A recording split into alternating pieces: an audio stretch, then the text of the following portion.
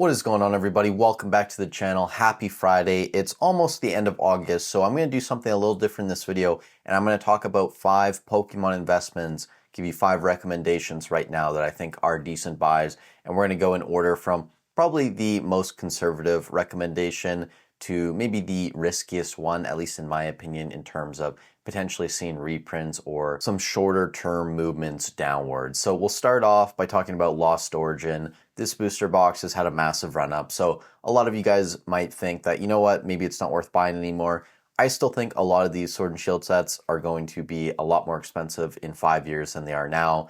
I think just looking at Sun and Moon era, all those boxes being now $1,500, $2,000, even the mid-tier sets, it makes sense that Lost Origin, Fusion Strike, maybe even Brilliant Chilling, these are all going to be over $1,000 here, probably sooner rather than later. And the top tier ones like Lost Origin, Fusion Strike, those will probably push $2,000, maybe even higher than that. And sure, you probably should have been buying these when they were in stock at MSRP on the Pokemon Center a couple of years ago, maybe even cheaper on like third-party sites when they were $100, $110. But if you don't have any, I still think with a long enough investment outlook, you're going to be doing fine. So Lost Origin, I'm going to throw it in there. It's a staple from the Sword and Shield era. Now after that, I'm going to throw in Crown Zenith. You guys know I have a lot of Crown Zenith, and I just finished the ETB update for this week. Really, the only 2 ETBs that are still moving and still in contention to make a leg up are Crown Zenith and then obviously 151. I think 151 ETBs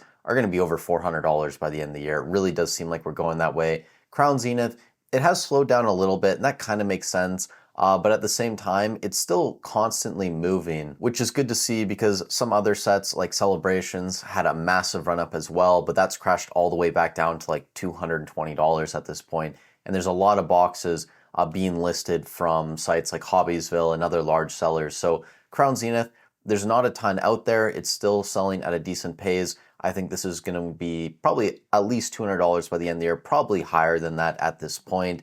Now after that, I want to talk about some Scarlet and Violet era stuff, but before we talk about these Scarlet and Violet era sets, I do want to just show you guys some crazy price movement. So Paldea Evolved, I mentioned this in yesterday's video, there were sales up to $400 on TCG Player.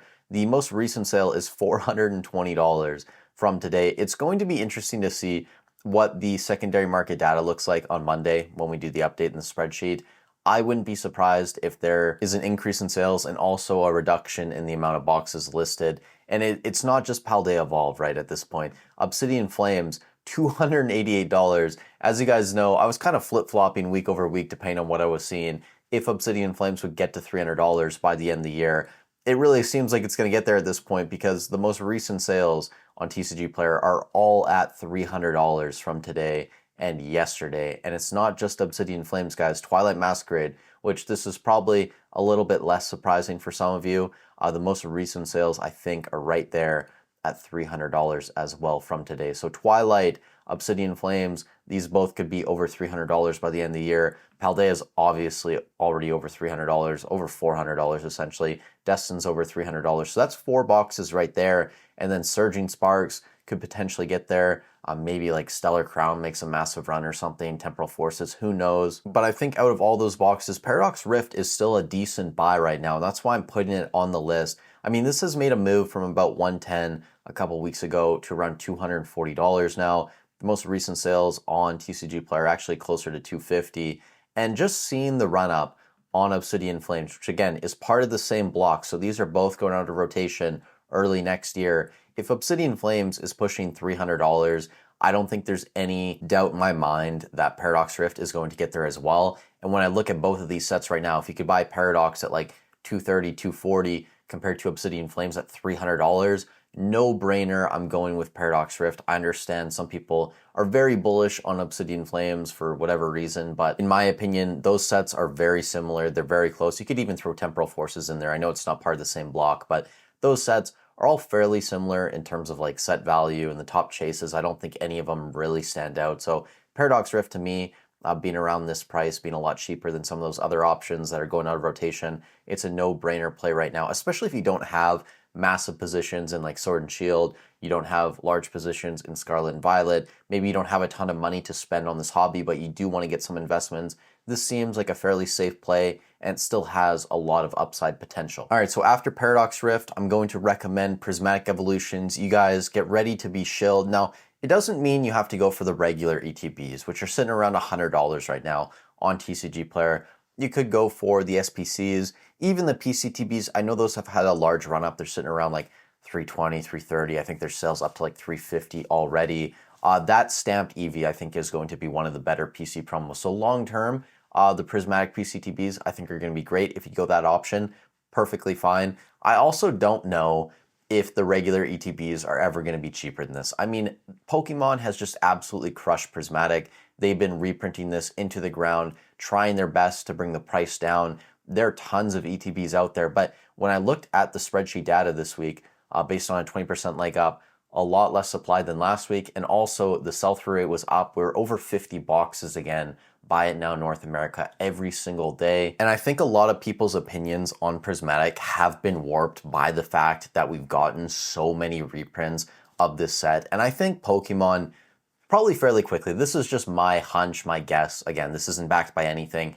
I imagine Pokemon is going to start moving on to some other sets because they've just been focusing on this super, super hard for like 3, 4, 5 months at this point. And you can see other things like Paldean Fades, 151 obviously is just starting to take off again. Twilight, Obsidian, like these sets are now up to $300 a booster box. Even some other things like Surging Sparks is starting to creep up. Destined Rivals is at $330. So all of these other sets that they've neglected, and that's not to mention things that haven't even come out yet.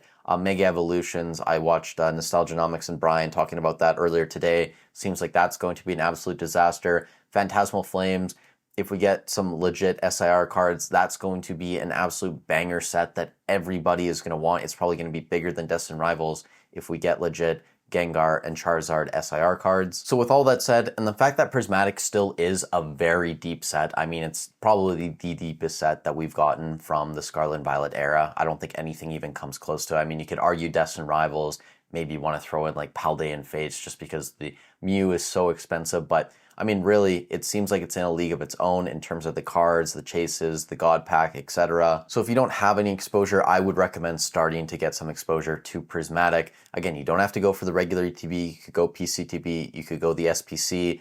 Outside that, like mini tin displays, sticker collections, all that stuff, I would probably avoid that if I could. And again, just remember, I'm doing this list in terms of like the most conservative recommendation to probably the riskiest one in terms of reprints. So I think there's still potential we get more Prismatic. It wouldn't surprise me, but at this point, this box, I mean, there's so many out there, but they're just getting chewed through so fast. It really is undeniable at this point that there is a lot of demand for Prismatic. So is this ETB ever going to hit MSRP?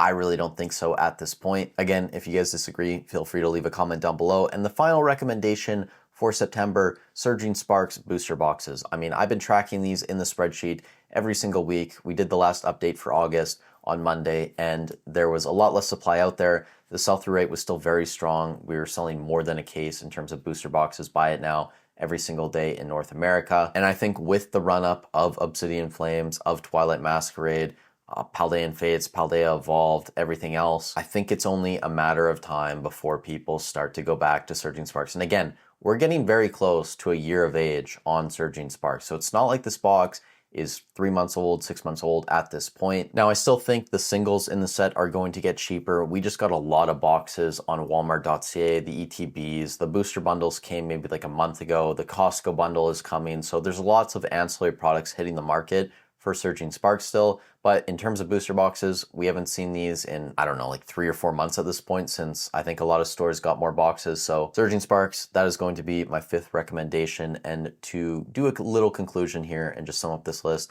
Lost Origin booster boxes, again, you could substitute this with like Chilling Reign or Brilliant Stars or whatever, Silver Tempest. Honestly, any alt art set, I think at this point, get a little bit of exposure. Crown Zenith ETBs, Paradox Rift booster boxes, Prismatic, whatever you want to do, whether it's regular ETBs, PCTBs, SPCs, and then finally Surging Sparks booster boxes. Those are going to be my 5 recommendations going into September. If you guys have other products you're eyeing, and again, there's tons of great options right now. Like you could have been buying Obsidian Flames, Twilight, Paldea. Obviously, a lot of the PCTBs, like the Paldea Vault PCTB, the Obsidian Flames one, 151 was kind of popping off like even back in July, but a lot of these other PCTBs, Destined Rivals, I think are starting to move again as well. So I think there's opportunity everywhere. You really just have to look for it and ultimately align your buying decisions with your investing goals. So with all that said, if you guys got some value of this content, I'd really appreciate it if you leave a like on the video, subscribe to the channel. We're closing in on 10,000 guys. Maybe we'll get there in the next couple days. It's also going to be the weekend, so have a great weekend. Drink responsibly if you're going out. Stay safe wherever you are in the world, and I'll catch you in the next one.